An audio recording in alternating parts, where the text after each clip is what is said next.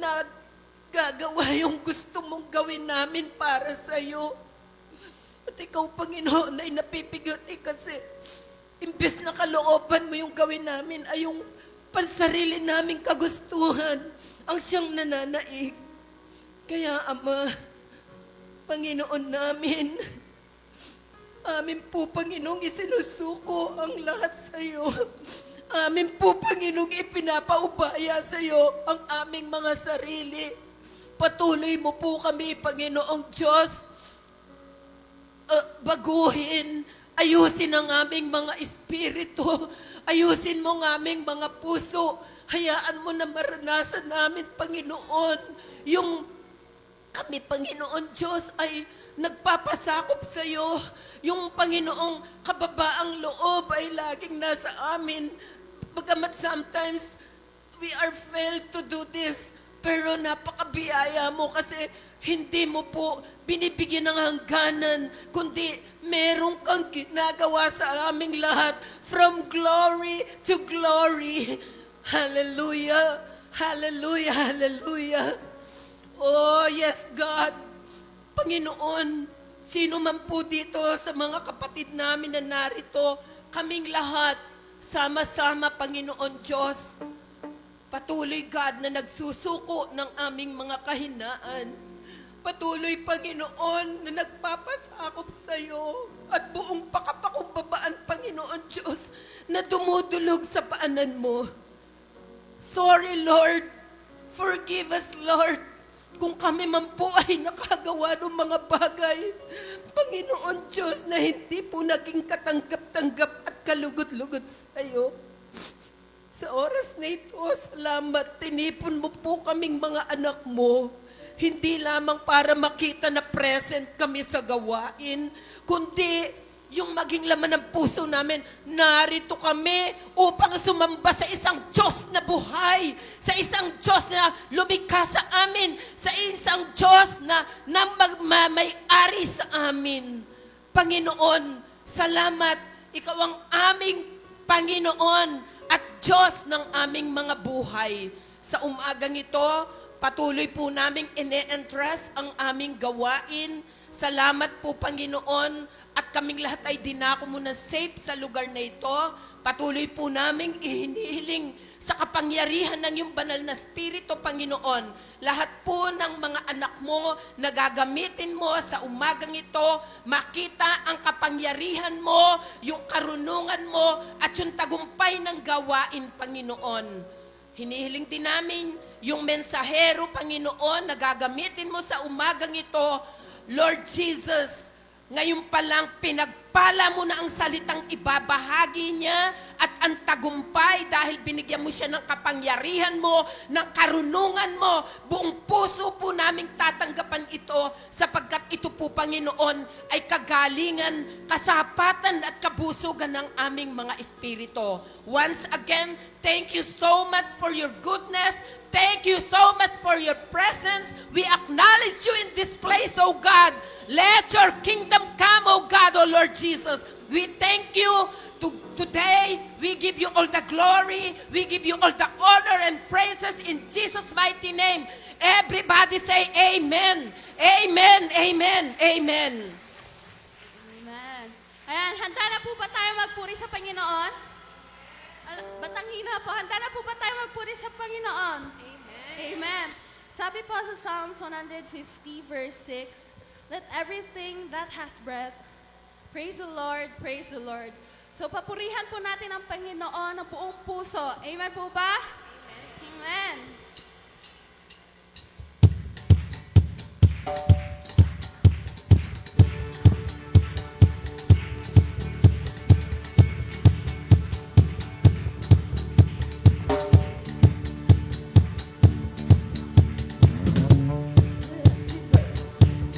That is great. Praise the Lord. Praise the Lord. Let everything that is great. Praise the Lord. Praise the Lord. Praise in the valley. Praise on the mountain. I'll praise when I'm sure. Praise when I'm tired.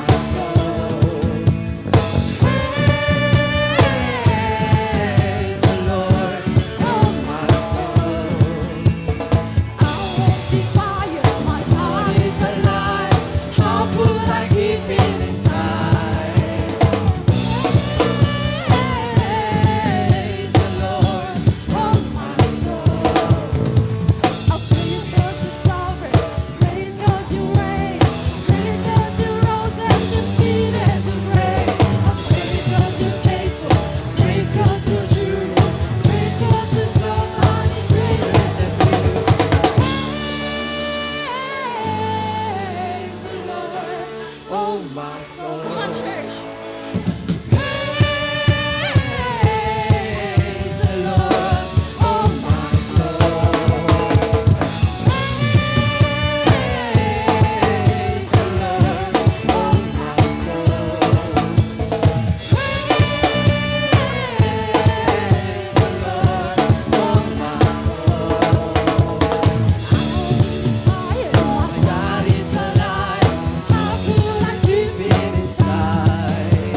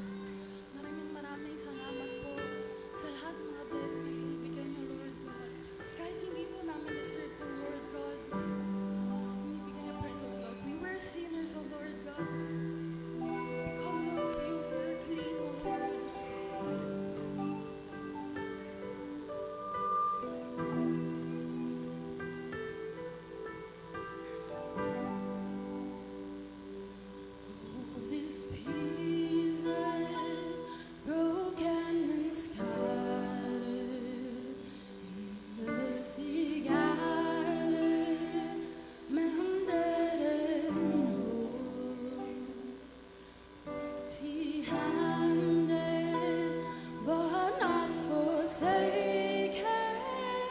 I've been set free. I've been set free. Amazing grace, how sweet the sound that saved a wretch like me. Oh, I once was lost,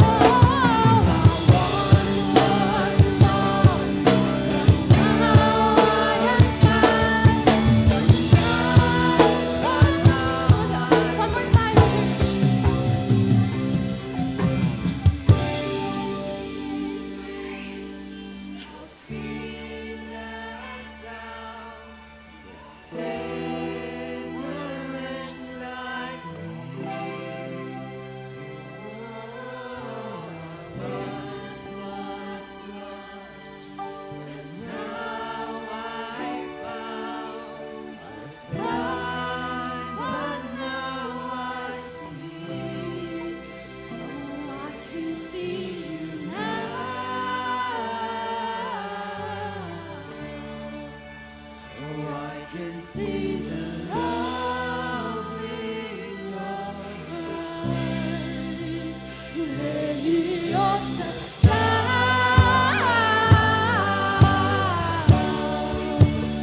raising up to look at tonight.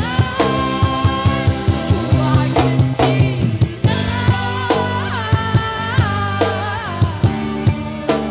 Oh, I can see the love in your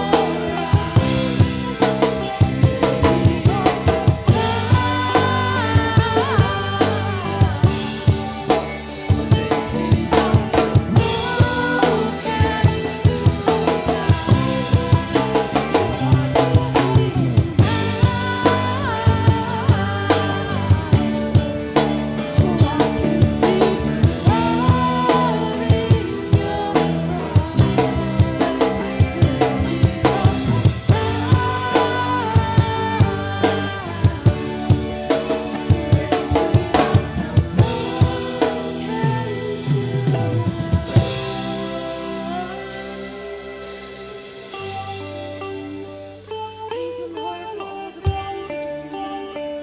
We lift you, we glorify you, Lord. Tinataas ka namin, Lord God. Kahit hindi kami karapat-dapat, O Lord God. Patuloy mo aming niyayakap, O Lord God. Patuloy mo aming minamahal, Lord. Your love is unconditional, O Lord God. We glorify you, Lord God. Maraming salamat po sa blessings na nagbibigay niyo sa amin. Maraming salamat po sa pag-provide niyo sa amin, O Lord God.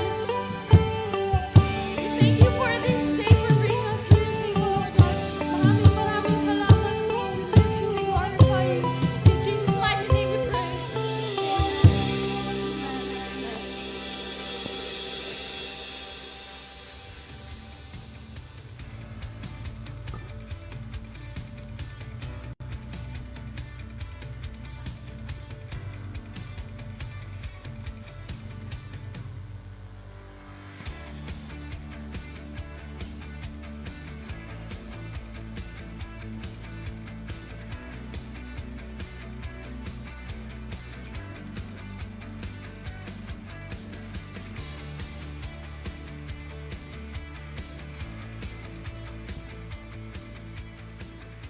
Magandang umaga po sa bawat isa.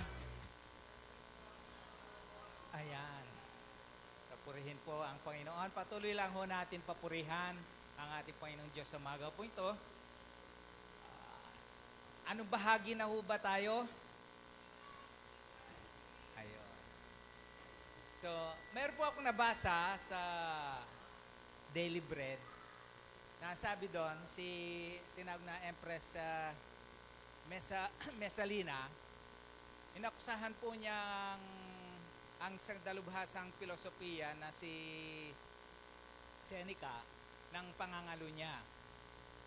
Kaya hinatulan po niya ng kamatayan. Then, hindi naman ho maniwala si Emperador Claudio, kaya pinabilanggo na lamang ho si Seneca. Kaya dahil po doon, lubos ang pasasalamat po ni Seneca kay Emperador Claudio. Kaya naisulat po niya yung ganito. Sabi niya, mas masama sa mamamatay tao, trader, magnanakaw, at yung lapastangan, ang sabi, ang hindi marunong magpasalamat. Kaya sa banal na kasulatan po, hinimok ni Apostol Pablo, yung mga taga-Colosas na sa Colossians chapter 4 verse 2, tama, na magpasalamat ho sila sa ating Panginoon. At sabi naman ho din ng salita ng ating Panginoon, doon sa Psalm 92 verse 1, na ang magpasalamat sa Diyos ay isang mabuting bagay. Amen? Kaya ho, yung pong ganitong ginagawa ho natin sa pagdating ng ganitong bahagi, ito po isang paraan ho o pagpapakita ng ating pong pagpapasalamat sa Diyos. Ano? Dahil nga ho, alam na natin, no, isinalba ho niya tayo sa kapahamakan.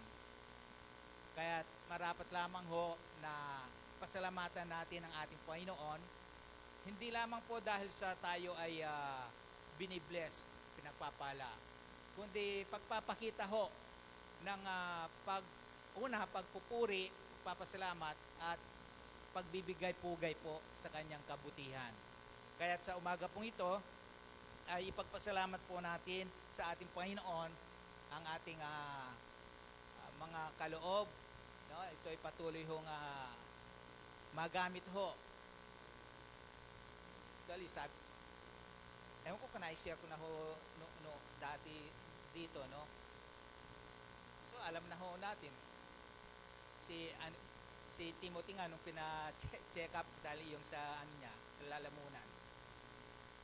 Ang ina-expect ko po, ang nasahan natin, ang doctor's fee, malaki na yung 500, di ho ba? Minsan yung iba, yung mga doktor na pangmasa, ika nga, 300. Ganun o inaasahan ko. Nagulat ko kami nung pumunta kami doon sa secretary, ay siningil kami 2,000. Nagulat ako. Sa iyo nga. So, ang nasa pong i-ano doon, makita ho natin, pagdating ho sa mga ganon, hindi na ho ako nagreklamo o nagtanong pa. Kasi yun ang singil eh.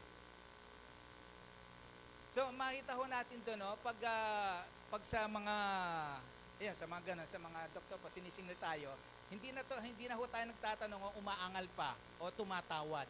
Ano ho? Wala ba tawad? So nagulat ho ako. Kaya alam po niyo, dapat higit lalo po, hindi naman ho dahil sa ang Panginoon ay binibigyan natin, hindi ho.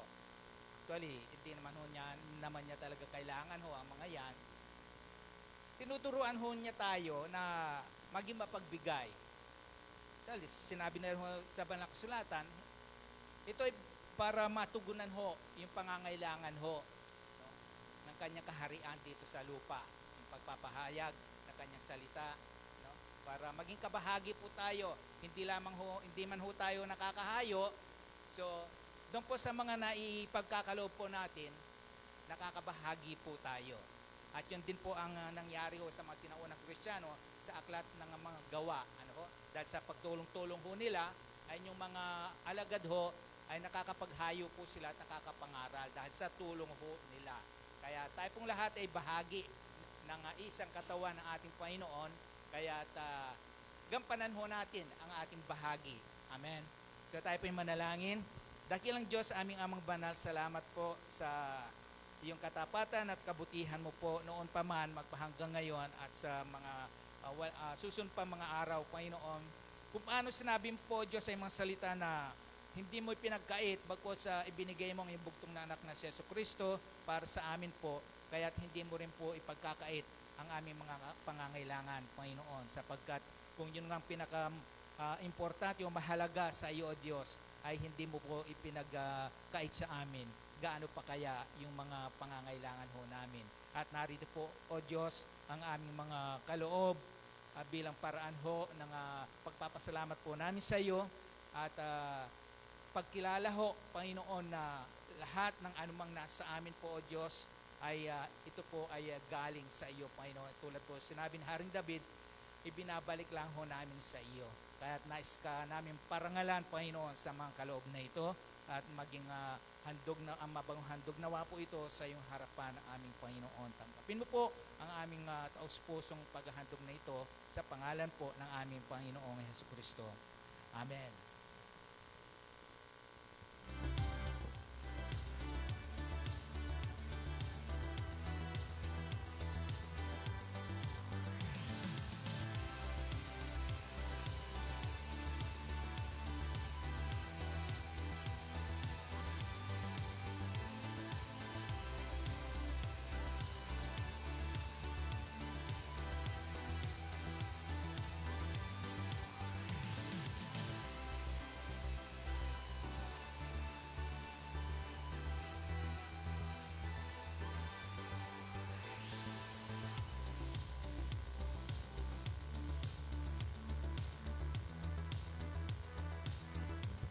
Ayan, magandang umaga po sa ating lahat.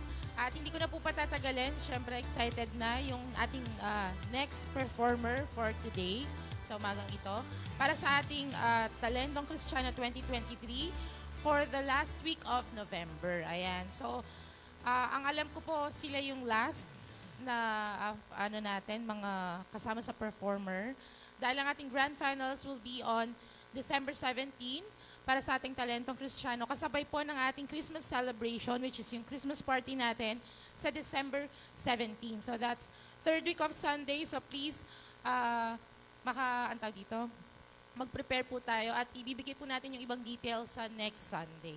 So hindi ko na po patatagalin. Ang ating next performer ay manggagaling sa Garcia Perez family. So let's welcome the Blessed Siblings.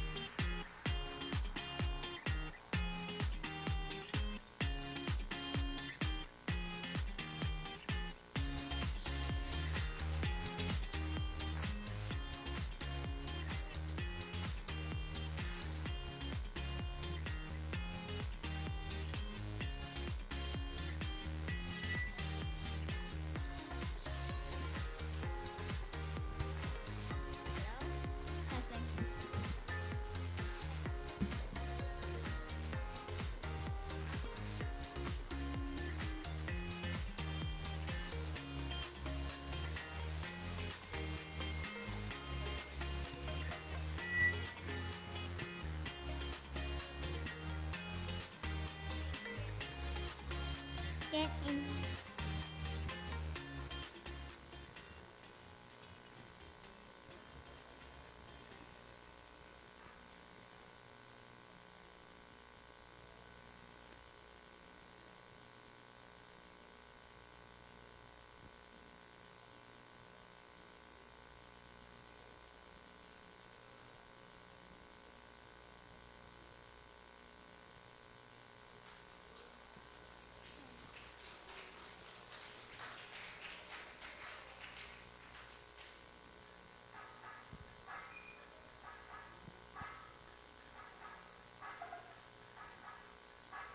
I know my Jesus loves me. This I know. Because the Bible Tells me so. He never let me go. He promises to hold me. He never let me slip away. This I know. This I know. The Bible tells me so. Father gave me to him. The scripture says, so he can never lose me or drive me away. He never let me go.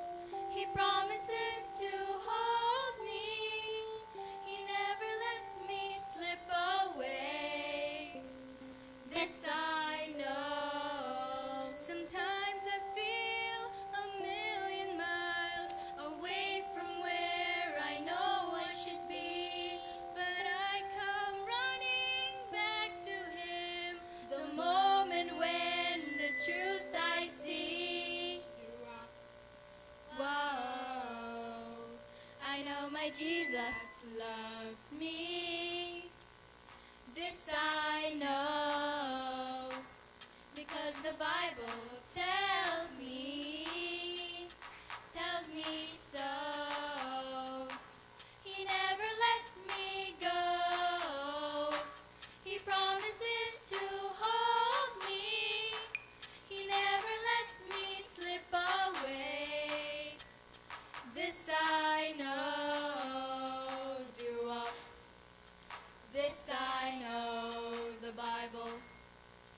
tells me so. He never let me go. He promises to hold me. He never let me slip away. This I know. Do up. This I know. The Bible tells me so. Hi, I'm Bea. Hi, I'm Chin. Hi, I'm Matthew. And we are the Blessed Kids.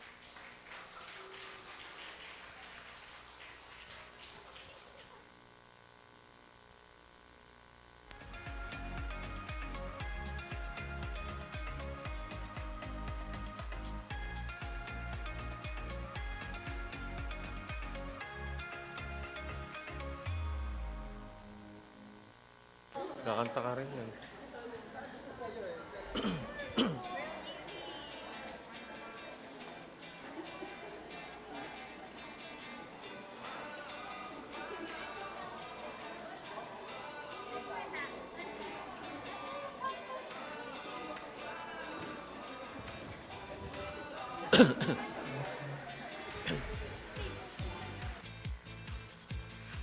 Blessed morning po sa bawat isa.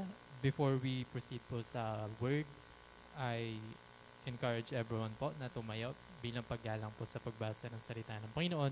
And I also invite everyone na sabayan po ako sa pagbasa as we read from Psalm 129, verse 1 to 8. Starting from verse 1, mga taga-Israel, sabihin ninyo kung paano kayo pinahirapan ng inyong mga kaaway mula nang itatag ang inyong bansa. Maraming beses nila kaming pinahirapan mula pa nang itatag ang aming bansa. Ngunit hindi sila nagtagumpay laban sa amin. Sinugatan nila ng malalim ang likod, parang lupang inararo. Ngunit ang Panginoon ay matuwid. Pinalayan niya kami sa pagkaalipin mula sa masasama. Magsitaka sana dahil sa kahihiyan ang lahat ng namumuhi sa Zion. Matulad sana sila sa damong tumutubo sa bubungan ng bahay, na nang tumubo ay agad ding namatay. Walang nagtitipon ng ganitong damo o nagdadala nito na nakabigkis. Sana'y walang sino mang dumadaan na magsasabi sa kanila, pagpalain nawa kayo ng Panginoon. Pinagpapala namin kayo sa pangalan ng Panginoon. Purihin po ang pagbabasa ng salita ng Panginoon. Maaari na po tayo makaupo.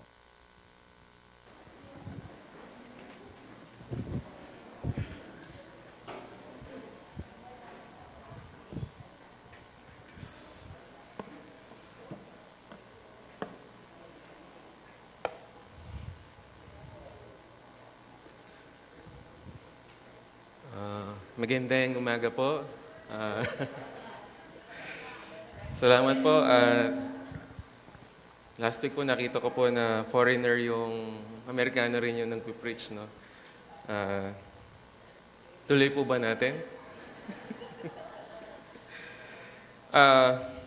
Of course, na-miss ko po ang church. Nawala po ako ng 4 weeks at nandun po ako sa pinakamayaman na bansa sa buong mundo, pinakamalamig na rin. No? At siguro, summary lang din po noon, magandang bansa ba yun? Yes. Mas maganda ba yung buhay doon? Yes. Pero, spiritually, I don't know. No? Aside doon, hindi ko po alam. They live their lives like kung ko-compare po natin sa history ng Amerika, nandun po lahat ng mga Kristiyano from Europe. No, nung na-discover ang bansang Amerika, lahat ng mga karamihan ng mga Kristiyano, mga theologians especially, doon napunta. Kaya at first, America was a Christian nation. Now, di po natin alam. At malalaman natin yan sa pamumuhay nila, no, at sa mga batas nila. But anyway, napakaganda po ng inawit ng mga bata kanina, no? For the Bible tells me so. Sabi po ng isang teacher at theologian, at tinanong siya ng mga estudyante niya, Guro, sa lahat ng natutunan mo no? Patungkol sa Biblia. Kasi buong buhay mo, nagtuturo ka about the Bible. You are teaching in a seminary. Ano yung pinakamahalagang katotohanan na nalaman mo? At ang sagot po niya ay dali-dali niyang sinambit. Jesus loves me, this I know, for the Bible tells me so. Such a brilliant mind, no? Mag-expect tayo na komplikadong sagot komplikadong sagot ang ibibigay niya or isang malalim na theology. Ngunit napakasimple yet napakalalim nung sagot niya. Jesus loves me, no? Sa lahat ng natutunan ko, ito ang pinakamahalaga at pinakaimportante. Jesus loves me. This I know. At paano niya nalaman? For the Bible tells me so. Sa isang mananampalataya, it is the Word of God. It is not just the source of truth. No, it is not just the Word of God. It is where we depend on our lives. Yung katotohanan na nalalaman at pinubuhay natin is all from God. So, this morning we would continue on Job chapter 3. Sa last month po, no, or the last 2 months, a quick recap. Job chapter 1, doon nakita natin, nasaksihan natin kung paano kasagana ang buhay ni Job. He had all the wealth, he had all his complete family until kinuha ito lahat ng Diyos sa kanya. And then on chapter 2, inusig ng diablo muli ang Panginoon, tinas niya, no? Sabi niya, kaya ka pa rin pinupuri ni Job because buhay pa rin siya. Maayos pa rin pamumuhay niya, yung kayamanan niya, pwede niyang makuha ulit. Yung kanyang mga anak, pwede siyang ulit magkaanak. And so, God allowed Satan to take everything away from him and have him sickness mula anit hanggang talampakan. Siya ay may skin disease at ang natira sa kanya ay ang asawa niyang very unsupportive. And yet, by the end of chapter 2, Job still praised God. In all this, sabi, Job did not sin with his lips. In chapter 3, ito na yung nag-umpisa ng bumuka ang bibig ni Job. Nagsimula na siyang magsalita, no? Magsambit ng mga salita na matagal na niyang binibitbit sa kanyang puso. Sa atin, di ba, kapag punong-puno na tayo, hindi mo mapigilan yung mga nararamdaman mo. There are times na kapag pigang-piga ka na and you would be tested, no? Lalabas at lalabas kung ano yung natitira sa puso mo. And Job was no exception. Job was not able, no, to hold his mouth. At ang tanong siguro dito, nagkasala ba si Job o hindi? Now, before we begin to understand, no, before we walk through the deepest and darkest valley in the life of Job, from chapter 1 to the rest of the book of Job, I would think na ang chapter 3, dito natin makikilala kung sino talaga si Job at ano talaga yung nararamdaman niya na hindi niya kayang pigilan at nagsalita siya, no? Nagtanong siya sa Panginoon. Let us pray. Heavenly Father, we glorify you this morning and we praise you. We continually glorify you. We continually thank you.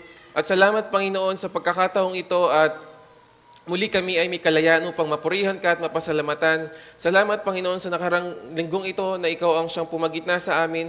Salamat, Panginoon, sapagkat kami pinagtipon-tipon mong magkakapatid upang may parangal at magbigay ng kaluwalhatian sa Diyos na nagmamahal sa amin. Panginoon, dinadalangin namin ng iyong banal na Espiritu ang siyang kumilos sa oras na ito at bigyan niyo po kami ng wisdom na nanggagaling lamang sa inyo, Panginoon. At nang sa gayon ay maintindihan namin ang iyong salita at maitago namin ito sa aming mga puso. Panginoon, dinadalangin namin na ilayo niyo po kami sa anumang tukso na magdidistract, that we would listen and hear your word, O God, that we would treasure it in our hearts. All this we pray in the name of your Son, Jesus Christ. Amen. Verses 1 and 2. Afterward. So it means yung afterward, pagkatapos ng chapter 2, no? yung ending kasi noon, bumisita yung mga kaibigan ni Job. At nakita nila na napakasaklap nung kanilang nung nararanasan ng kanilang kaibigan. At humagulgol sila, they wept, they grieved with Job. And perhaps, no, isa yun sa mga naging trigger kay Job to speak out and to talk and to open his mouth. At sabihin niya, afterward, Job opened his mouth and cursed. Sinumpa the day of his birth. And Job answered and said, now before we proceed to chapter 3, and Job opened his mouth and cursed, no? He cursed the day of his birth. Biglang umikot, no? Chapter 1 and 2. Chapter 1, the Lord gives and the Lord takes away. Blessed be the name of the Lord. And then, in chapter 2, verse 10, in all this, Job did not sin with his lips. And then bigla sa chapter 3, the very first verse, he opened his mouth and cursed the day of his birth. Now, ang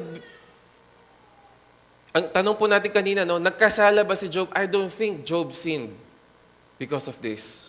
He did not curse God. That is very important. Unlike his wife, no? Ang sabi ng asawa niya in chapter 2, bakit hindi mo pa sumpain yang Diyos na yan at mamatay ka na? Chapter 3, Job opened his mouth, but he did not curse God. Ano ang sinumpa niya? Yung araw na siya ay ipinanganak. In the whole chapter 3, no, kung babasahin po natin ito, and while I was studying it, parang binabasa ko yung book of Ecclesiastes. He was very negative towards life. Parang wala ng pag-asa, that he just wanted to die. No? Iba yung may pinagdadaanan ka and then gusto mong matapos na yung buhay mo. Si Job iba. Gusto niya, sinumpa niya, yung araw na ipinanganak pa siya, it means all throughout his life, itong buhay kong ito doesn't make sense. Buti pang hindi na lang ako nabuhay. Job was telling God, no? Despite of all the blessings, wealth, family, riches, and honor, no? Integrity, he was known from the east as a man with integrity. Pwedeng hilingin na lang niya, Panginoon, kunin mo na lang ako. No.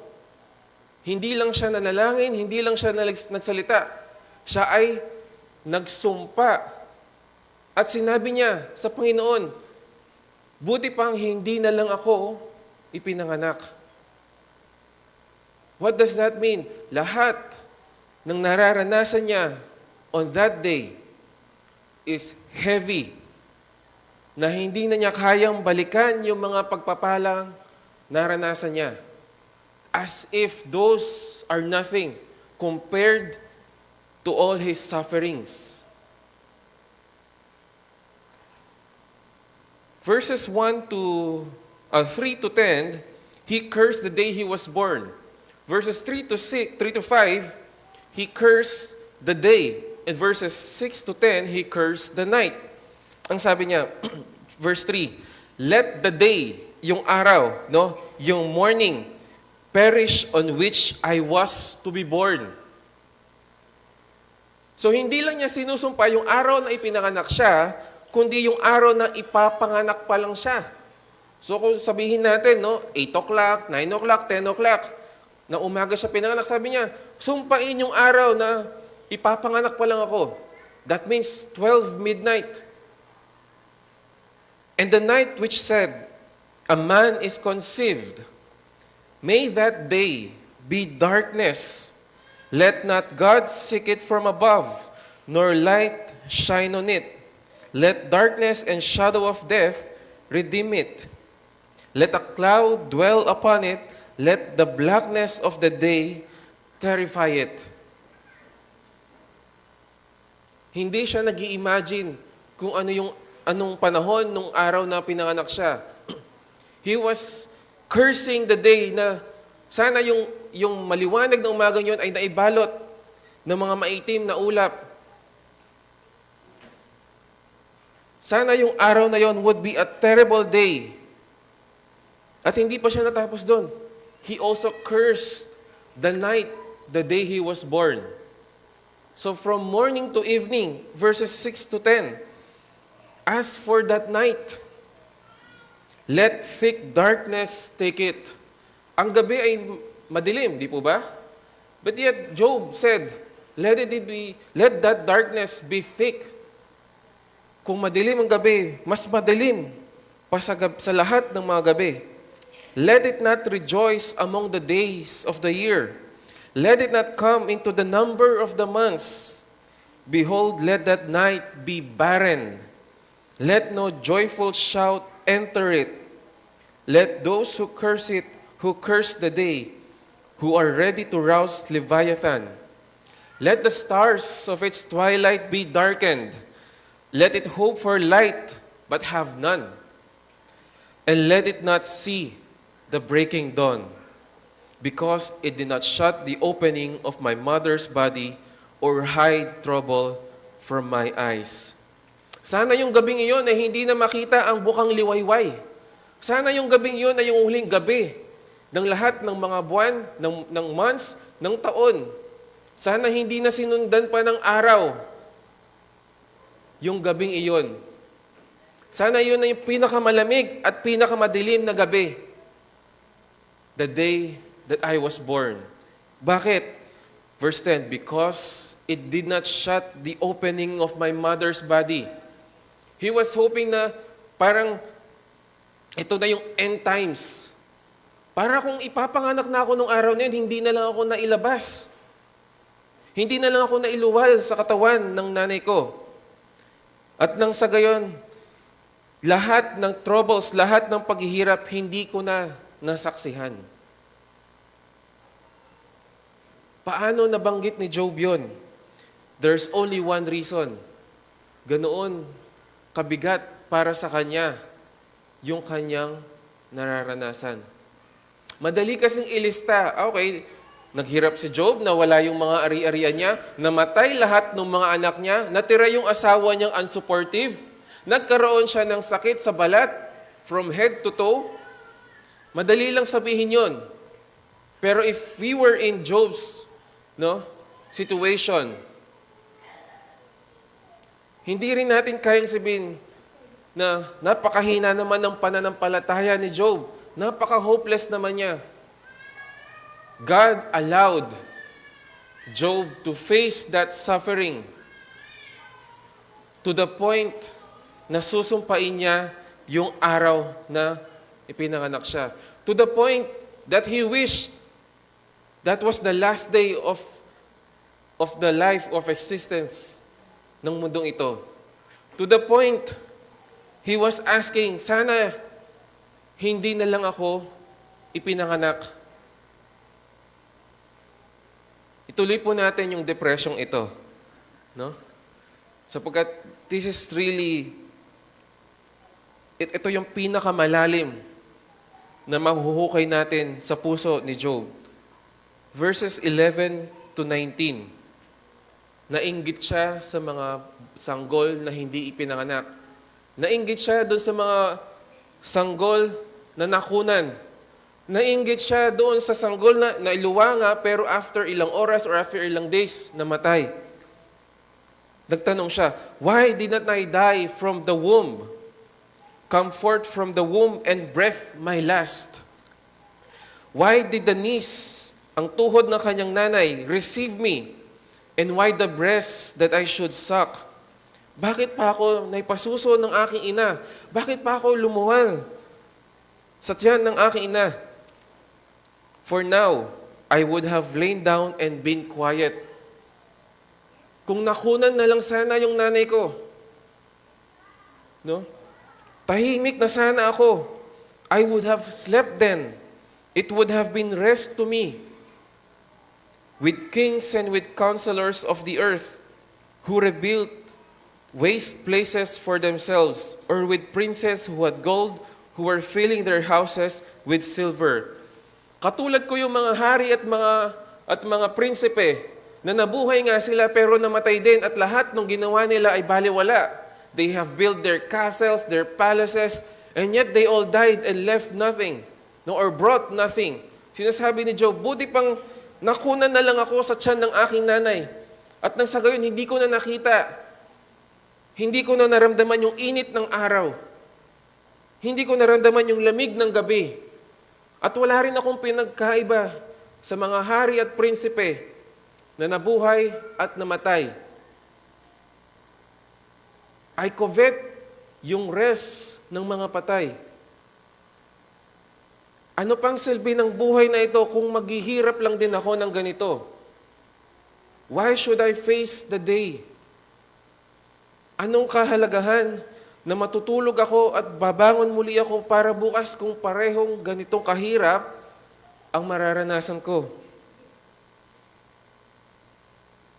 Job also coveted, no? Sabi niya kanina, sana pagkaluwal ko, namatay na ako. Masilayan ko lang siguro ng ilang araw or ng ilang oras. And then he also said in verses 16 to 19, sana sa tiyan pa lang, nalaglag na ako.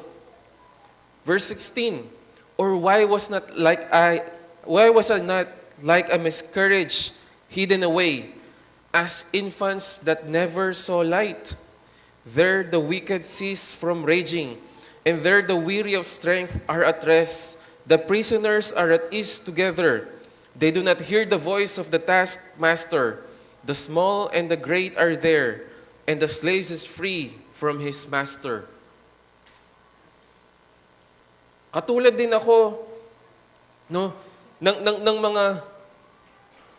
mga nakakulong, ng mga masasamang tao who have died. So kanina, kinumpara niya sa mga hari at prinsipe. Ngayon, kinukumpara niya yung mga masasamang tao, yung mga prisoners. After nilang maghasik ng lagim, namatay sila and then they had rest. Sabi niya, I envy them. Sana ganun na lang din.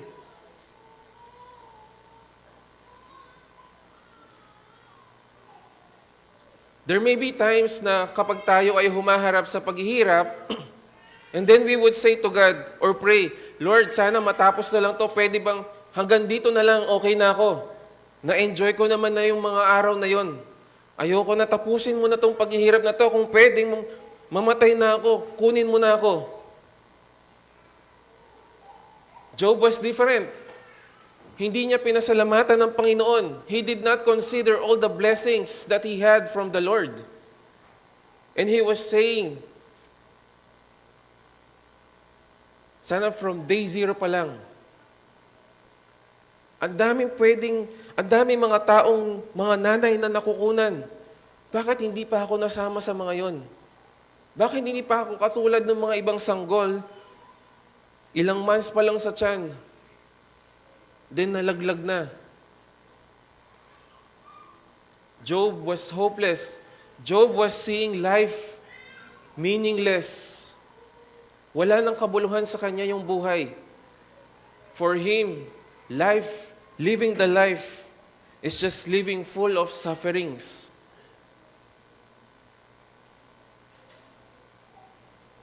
In verses 20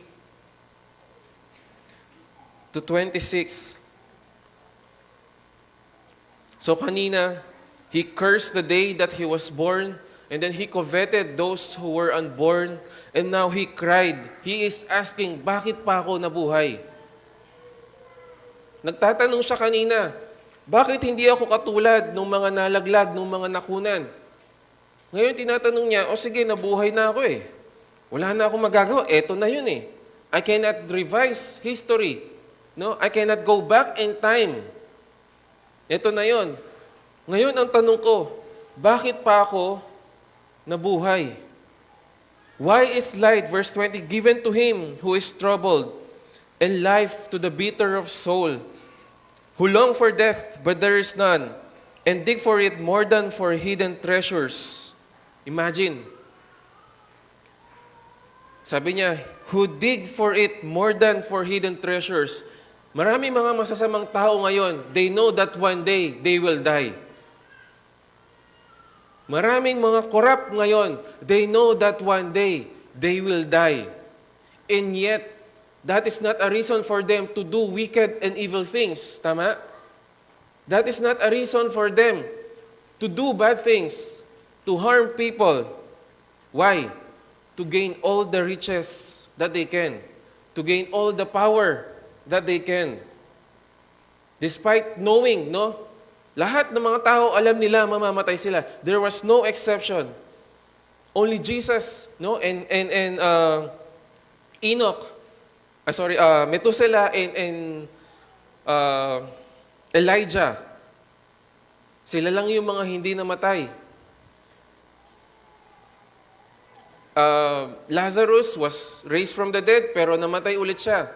But everyone knows, kahit matalino ka, kahit mayaman ka, kahit makapangyarihan ka o hindi, sigurado tayo na alam nilang mamamatay din sila. But the question is,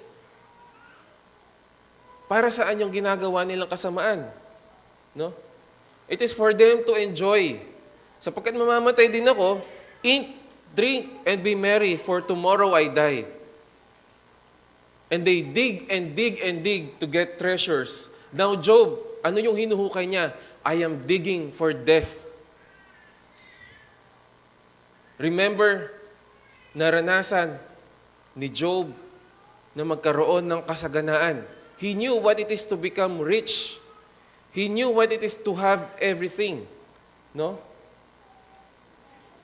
Pero ngayon, para sa kanya, mas mahalaga pa yung kamatayan kaysa kayamanan.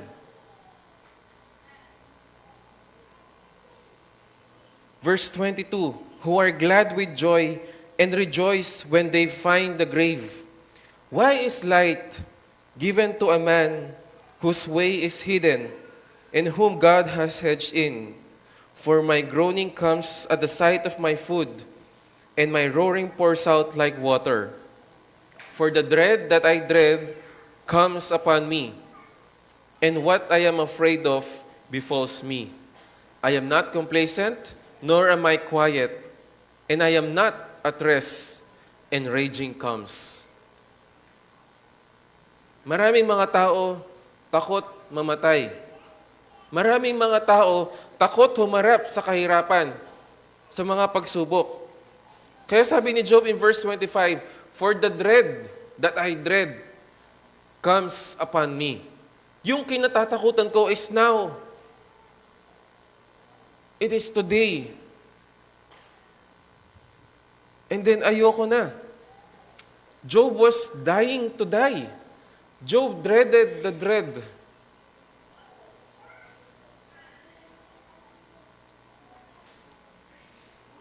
At dito po natapos yung chapter 3. If sa isang chapter ni Job lang ang naisulat, we would even ask God, no? Why did Job suffer this? Bakit hinayaan ng Panginoon na ganito katindi? And God knew that Job would curse the day he was born. Pero bakit pa rin inalaw ng Panginoon? And God knew that Job find life meaningless and hopeless if chapter 3 lang po ang Job, hindi natin maintindihan. Kahit na isama natin chapter 1 and 2, kung hanggang chapter 3 lang natapos, hindi natin maintindihan bakit ganon. In fact, hanggang chapter 40, no? Or 39, from chapter 4 to chapter 39, imagine. Meron po silang diskurso ni Job at nung tatlo niyang kaibigan. Pag-aaralan po natin yon next month. But let's focus on chapter 3. Kung yun lang, no? What if yung buhay natin hanggang chapter, ganito lang, hanggang sa chapter 3? Tayo rin ba ihihiling? Tayo rin ba magsasalita sa Panginoon at sasabihin ang mga ganitong bagay? Maybe, maybe not. Hindi natin pwedeng sabihin, mahina si Job. Mahinang nilalang. No, we cannot tell that. Sapagkat kung tayo napunta doon, actually, we would not want to wish. Diba? Kung maaari, if it is God's will, na hindi natin kasapitan yung ganon kabigat, we would pray to God. Lord, pwede bang last na yon si Job na lang? Okay na yung natuto na ako dun sa suffering niya. Okay na yung na-realize ko, yung mga paghihirap niya. No, naiintindihan ko, bakit nasabi niya, naiintindihan ko pagkatapos ng buong aklat na ito. Pwede bang, wag na lang, wag sa akin? Pwede bang iba na lang? Di ba? Sino dito ang nag-pray, Lord, gusto kong patunayan, mas matatag ako kay Job? Wala. Walang matinong tao. No? Lahat tayo gusto natin yung maayos, payapa. And so when we read chapter 3, maaring kulang pa itong mga salita para maramdaman natin. And when we face sufferings, no, I am sure, church, I am sure, no one experienced the same level of suffering Job experienced. Meron po ba dito maglalakas ng loob, mas mabigat yung naranasan ko kaysa kay Job? Meron ba?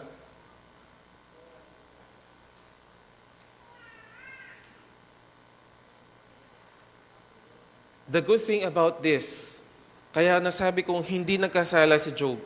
First, he did not curse God. Hindi niya isinumpa ang Panginoon.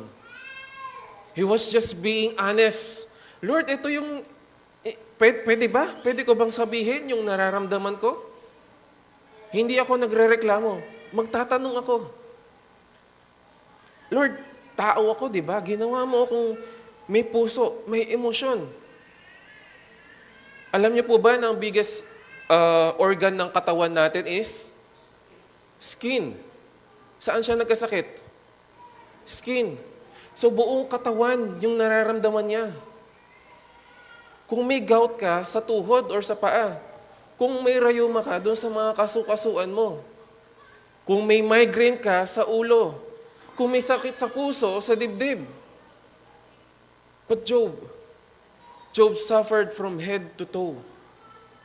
Sa lahat ng organ ng katawan na pwedeng magkasakit, magka-disease, it is the biggest or largest organ. But the good thing with Job, he did not curse God. He was honest with God, like David, no? Pero kung ikukumpara natin yung chapter 3 lang compared to the Psalms, si David, he would start with praising God and he would end praising God. In the middle, sasabihin niya lahat doon nung nararamdaman niya. He would ask God. He would request God. Si David, hindi natin nakita in the whole book of Psalms and even in his life sa 1 Samuel, wala tayong narinig from David, curse the day that I was born. We did not hear that from David. David knew the life of Job. Nauna pong pinanganak si Job, naunang nabuhay si Job, naunang naisulat yung buhay ni Job. And when David was suffering, was facing trials from Saul, no, from his son Absalom, from the people around him, from the nations around him, hindi natin narinig kay David na isinumpa niya yung araw na pinanganak siya ng nanay niya. Hindi natin narinig kay David at hiniling niya, sana nakunan na lang yung nanay ko. Hindi natin narinig kay David, sana yung Ruth, my grandmother, sana hindi niya na-meet si Boaz. Nang sa gayon, hindi na ako pinanganak. Hindi natin narinig kay David, sana hindi ako yung bunso, sana yung bago ako. Tapos wala na. Hanggang doon na lang yung anak ng nanay ko. It is only from this, in the life of Job, when one Bible character cursed the day he was born. As if all the blessings he received was nothing. As if life was not something to be coveted. No? Hindi niya nakita yung ganda ng buhay. So bilang mga Kristiyano, how should we see and read and understand the 3rd chapter in the life of Job? Marami pong Bible characters who have suffered a lot because they followed Christ, because they obeyed God. No? From Abraham hanggang kay Paul. When Paul was suffering, in the book of Galatians, there was a point na kino-question yung pagka-apostle ni Paul. Kino-question yung pagiging tapat niya bilang isang lingkod. At binanggit niya lahat. Ito lahat ng mga naranasan ko. No? I was imprisoned. I was stoned to death. Nakatakas ako. I was beaten. I received lashes. And there was a time then that Paul wished na mamamatay na lang siya. Kaya in the last day of Paul, or in the last month of Paul, at nagpaalam siya sa mga believers, at sinabi niya, alam ko, this would be the last na magkikita tayo and there would be no next time. Anong sabi? Pinipigilan siya, Pablo, huwag kang pupunta, huwag kang aalis. Kung sa tingin mo ito na yung huling mo, anong sabi ni Pablo? No, let it happen. When Paul said to the Philippians, no, I wish that I were with Christ. Gusto kong makarating na ako sa kalangitan. I have labored. No, nagpagal ako for the sake of the gospel. Marami na mga nations, no, that I evangelized. Nakapagtayo ako ng mga church. Nag-iwan ako ng mga leaders, ng mga elders. Nagsusulat din ako sa kanila kahit nasa kulungan ako. Pwede siguro sabihin ni Pablo sa Panginoon, Lord, baka okay na yon. Baka pwede na ako mag-graduate. I have done everything that I can. And yet, anong sabi niya? For your benefit, I would want to stay, I would want to live. For the benefit of the church. That's why in Philippians 1:21, for to me, Paul said, to live is, to die is,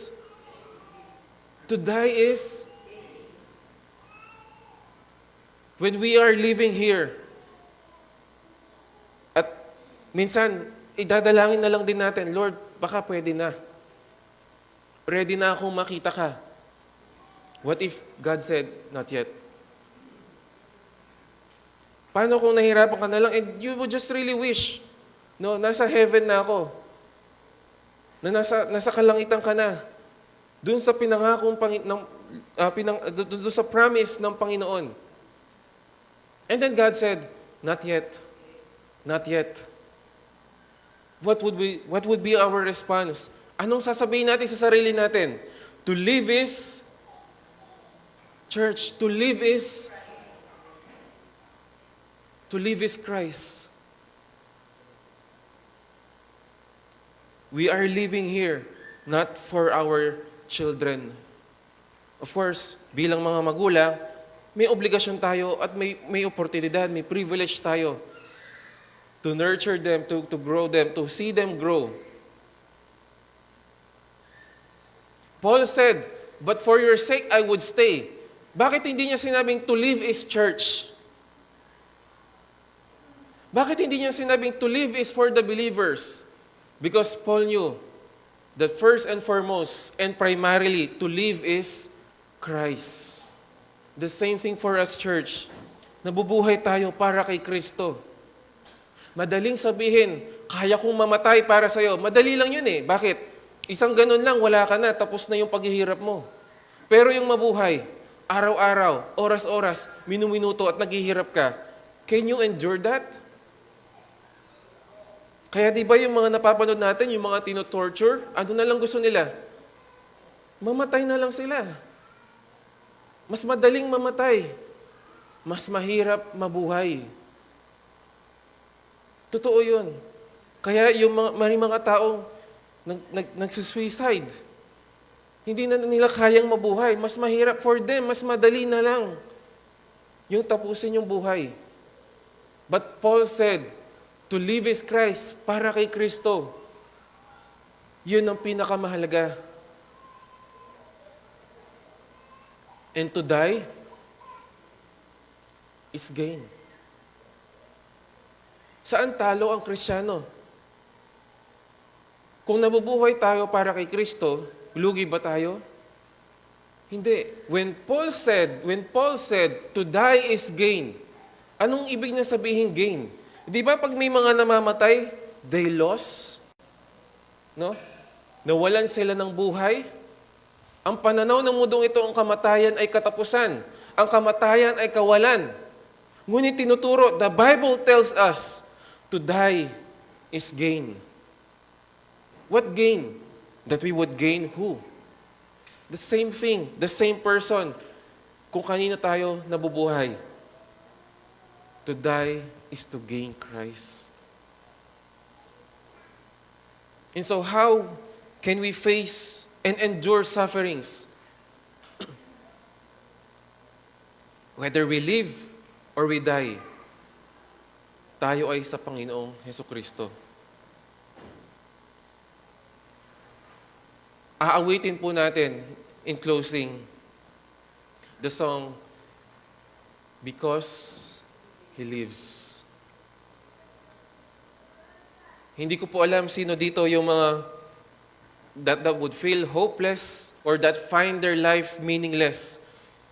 May the song encourage you that because Christ lives, we can face tomorrow. Because He lives, all fear is gone. That means, kahit mamatay tayo, hindi tayo matatakot. Walang takot sa kamatayan. But there is gain. If you feel hopeless this morning, for the past days, for the past months, I encourage you, whoever you are, na awitin mo ang bawat salitang ito, and that you would pray this, sing this like a prayer.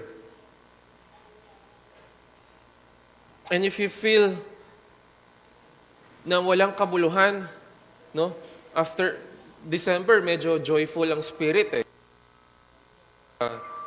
Sa Pilipinas bilang mga Pilipino, no? Festive ang December. Kasi may bonus, no? May mga regalo, may bagong damit, maraming pagkain, hanggang January 1 o January 5. Yung spaghetti, masaya, madaling sumaya. But after January, tapos pa February na, tapos wala kang boyfriend, wala kang girlfriend. No, biglang bawi lahat. Yung bang nararamdaman natin should be based on events, on occasions, o yung ating bang nararamdaman should be based on a person. That's why hindi po natin ginagamit yung term na we are happy. No? Or ginagamit natin, but we are using something deeper, something heavier. We are joyful. We are joyful.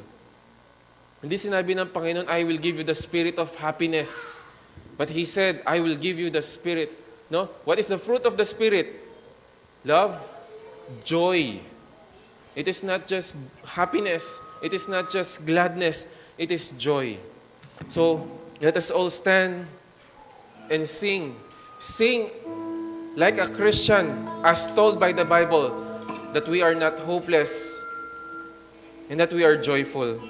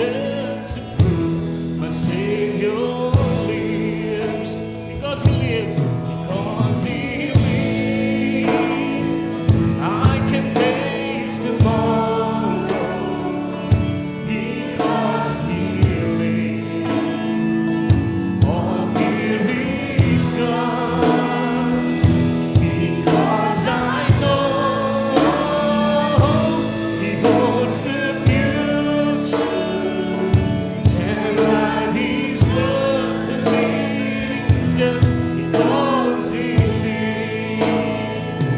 How sweet to hold a newborn baby and feel the pride and joy He brings.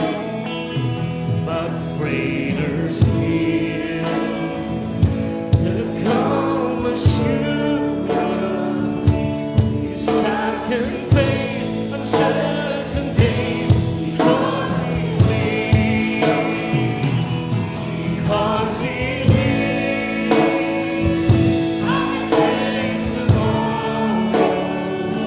Because He lives, all fear is gone.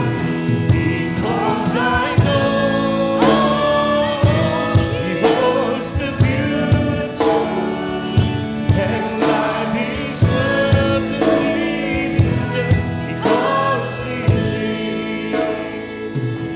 And then one day I'll cross the river, I'll fight life's mine, no more with pain. And then as death gives way to victory, I'll see the light of glory. I know He lives. Because He lives. Because He lives, I can face tomorrow. Because He lives, all fear is gone. Because I know He holds the future, and life is worth the living just because He lives. Because He lives, and I can face tomorrow. Because He lives, all fear is gone. I know, because I know He holds the future, and life is worth the living just because He lives. And life is worth the living just because He lives. And life is worth the living just because He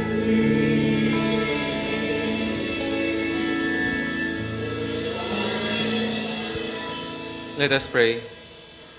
Ama naming Diyos, pinupuri ka namin na pinasasalamatan. Ikaw ang Diyos na nagbigay ng iyong bugtong na anak na nabubuhay sa kalangitan. Panginoon, kami nagpapasalamat sa iyong mga salita na hindi mo tinatago, Panginoon, ang iyong mga plano that we would also face sufferings. But, O Lord, we thank you more than revealing your plan. We thank you because you have promised that you will never leave us, O Lord, and that we would face each trial with you, O God. Panginoon, that is enough or more than assurance for us that we can face tomorrow. May we always be reminded of this promise that because your Son lives, all fear is gone. Lord, ilayo niyo po sa amin ang mga bagay na ito na hindi kami dapat matakot, Panginoon, na kaya naming harapin ang bawat araw. Dahil kasama mo kami, Panginoon. Dahil kami ay iyong pinagtatakluban ng inyong mga pakpak, ng inyong presensya, Panginoon. At kagaya ng isang ibon na umaawit sa gitna ng bagyo, ng malakas na ulan at hangin, may we also sing praises to you, O Lord, with a peaceful heart, with a joyful heart. And now, may the love of the Father, the grace of the Son, and the fellowship of the Holy Spirit be upon us. At lahat ng mananampalataya that can face tomorrow, say Amen.